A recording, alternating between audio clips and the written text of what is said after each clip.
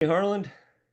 Good day, Mike. How was that cruise with the other investors out there? It was excellent. We had a good time and was able to spend a lot of time with other investors who are in different areas. People have different disciplines within real estate, but they also have a lot of experience. Many of them have 10, 15, or 20 years experience investing in real estate. And so they bring a wealth of knowledge to the table.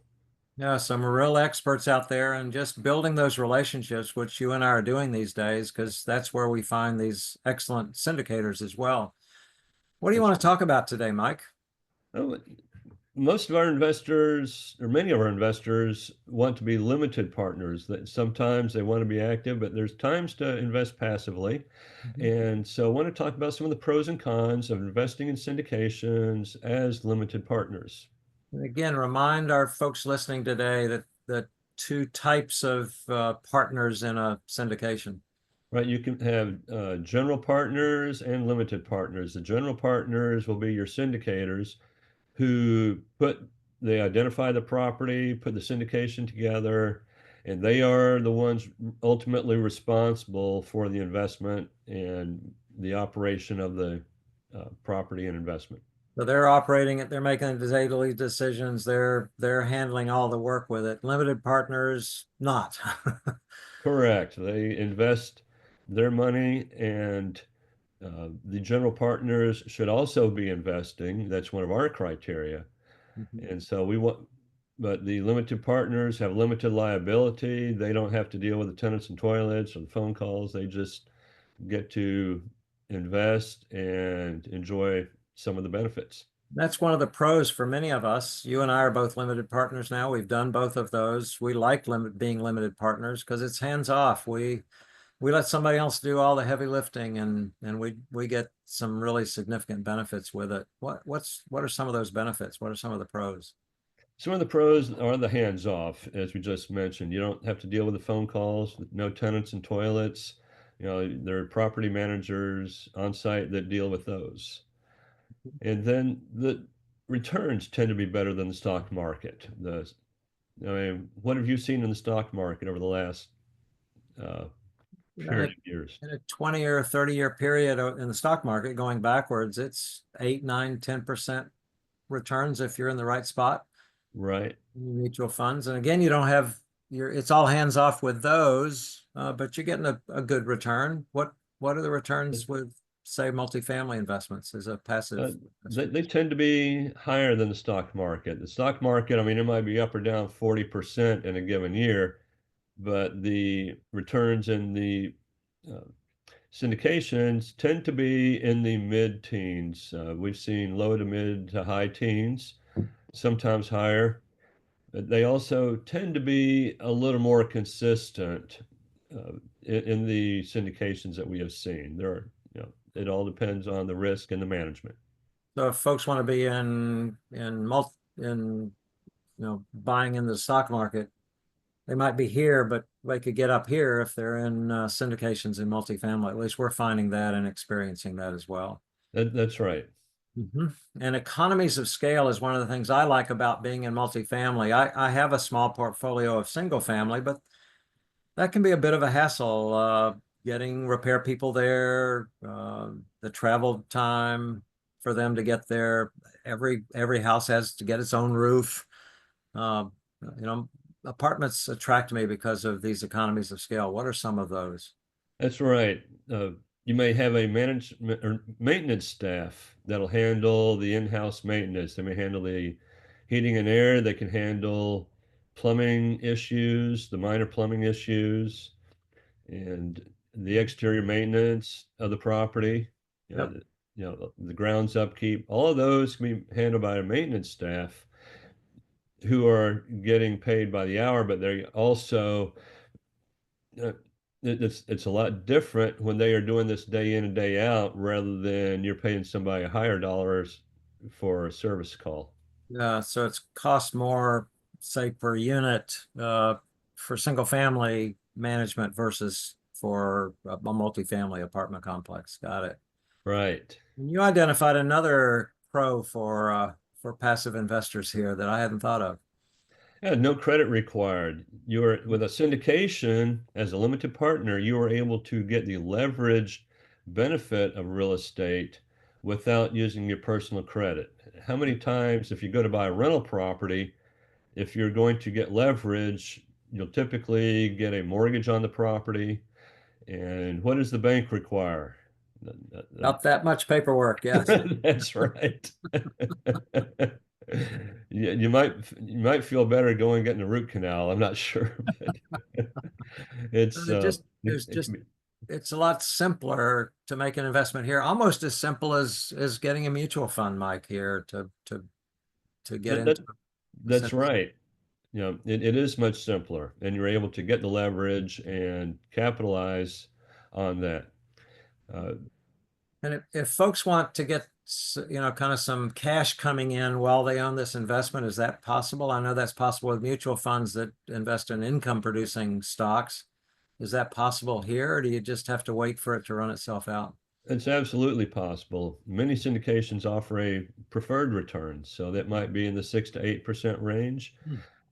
They can vary Mhm. by each offering, but that is mailbox money that can come in while you hold the investment. My wife loves mailbox money. There you go. Very good. And that's it's 6 to 8%. That's just while you're holding it. The big money comes at the back end there when you take part in the equity that you own in the property and it's increased in value. Right. So we talked about total returns might be in the mid to high teens. So you might be getting part of that as a cash distribution on a regular basis, such as quarterly, but the returns are boosted by the sale or recapitalization at the end of the investment, and that is what brings your returns higher. So Got you it. get preferred return now, and then later you get additional returns, which is part of that equity split. Yeah, and I own five limited partnerships in five different locations around the country with five different operators. So I'm getting diversification too with that, just as I might with different mutual funds or using a mutual fund to get diversification. We can do that with limited partnerships. Just Yep, that is an excellent point because you're getting that geographic uh, diversity as well. So if one place gets hit by a hurricane, it's not going to affect all of your investments in that area. yeah, and with different operators, I diversify with them and uh, Correct. that as well. And I really like the tax benefits of being in real estate, Mike. I do too. And one of the things we are sometimes able to offer is the depreciation. Many of our investors are familiar with the ability to do a cost segregation study with commercial properties, so that can give you accelerated depreciation in the early years. But now we have something even better because we can sometimes get somewhere between 50 and 100% depreciation in the first year by distributing that benefit to different classes within the investment.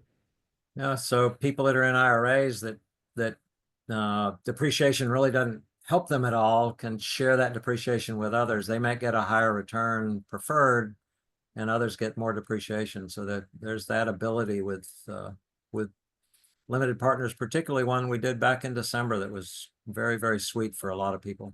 That's right. So And some cons here, Mike. There are downsides to everything, aren't there? that's right. And we do want to be transparent. That is one of our key, um, I don't want to say key values, but it really is. I mean, it's important to us that we be transparent. So as a limited partner, there are some disadvantages, and one of those is the lack of control. Yeah, it's a pro. I don't have to control. I Well, don't have to spend a lot of time, and it's a con. I don't get to make decisions along the way. I got you. that's right. So if you're a micromanager, then being a limited partner might not be for you. It might be, but it's something to consider. How do you feel when you invest somewhere else? How do you feel when you invest in the stock market or a mutual fund and you don't have control over that investment either? Right. So one of the things that's a reality, it's no fun when you're a managing partner to have this reality hit for you and the limited partners, and that's what's called a capital call. What's that, Mike? That's a con with being in an investment like this. That's right. It doesn't happen every time, but it can happen for some operators. And it usually happens when they are undercapitalized or they don't have sufficient capital reserves. And so the general partners can call for a capital call in which all investors are required to put in additional funds. And you said it doesn't happen very often.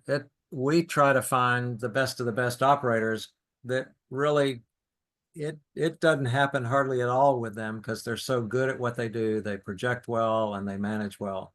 But it can happen that if you're in an investment like this, you can get a capital call. Yep. That's right. And it's relatively difficult to sell your investment in here with a mutual fund. You just get online and you sell it right now. That's right. So typically, a limited partner in a syndication is going to be invested for maybe 4 to 7 years. Some may be longer, some may be shorter, but that's a typical time frame. Right. So It's you can get out, sell your investment to somebody else. There's some limitations on that, but you don't get to decide when the managers are going to sell the property. They're going to make that determination themselves. that's right. So the managers make that decision, but Yep. the good managers will also have periodic communications. They will let you know when they think that the time is approaching to sell the property and what they are looking at, why they think this is a good time. Good investor relations means they're communicating with you regularly and you'll know what's coming. You just don't have the control over that as much as you do with some other investments you might make. So there are many pros and there are a few cons. Have your eyes open if you're going to be a limited partner. That's right. So I really believe that the pros outweigh the cons, but we do want our listeners and viewers and readers to understand that yes, there are both sides. You need to be aware of both when you're making your investments. Yeah, and I'm going to pop in the first comment after this when you get this YouTube video here, a way to get something that Mike and I have written. It's 3 keys to unlock your retirement dreams. And it has some things in there that'll just continue to educate you on investments in multifamily and with us. And find a way to get in touch with us that we can talk about this. All right. See you later, Thanks. Mike. Yep. Bye-bye. All right. Goodbye.